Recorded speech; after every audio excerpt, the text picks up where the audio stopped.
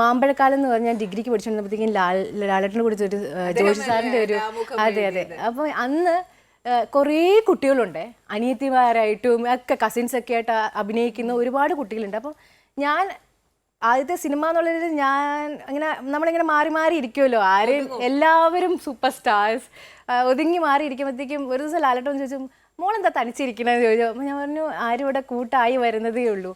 അപ്പോൾ അന്ന് 5 മിനിറ്റ് ലാലേട്ടൻ ഇങ്ങനെ എന്തൊക്കെയാണ് എന്താ പഠിക്കണേ. അപ്പോൾ ഞാൻ ഡിഗ്രി സ്റ്റാർട്ട് ചെയ്തു, ഫസ്റ്റ് ഇയർ ആണ്.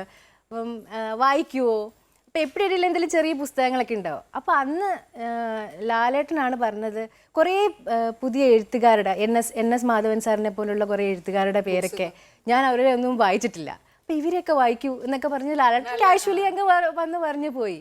പക്ഷെ എൻ്റെ ലൈഫിൽ അതൊരു വലിയ ടേണിംഗ് പോയിന്റ് ആണ്. ഞാൻ അന്ന് മുതൽ അതെ പുള്ളിക്കാരൻ അറിയാതെ പറഞ്ഞ ഒരു കാര്യം ഞാൻ പിന്നെ അതെൻ്റെ ജീവിതത്തിൽ അതെ എൻ്റെ ലൈഫിൽ ഒരു വലിയ ടേണിംഗ് പോയിന്റ് ആയിരുന്നു. ഞാൻ അങ്ങനെയുള്ള കുറേ എഴുത്തുകാരെ ഞാൻ വായിച്ചു തുടങ്ങി.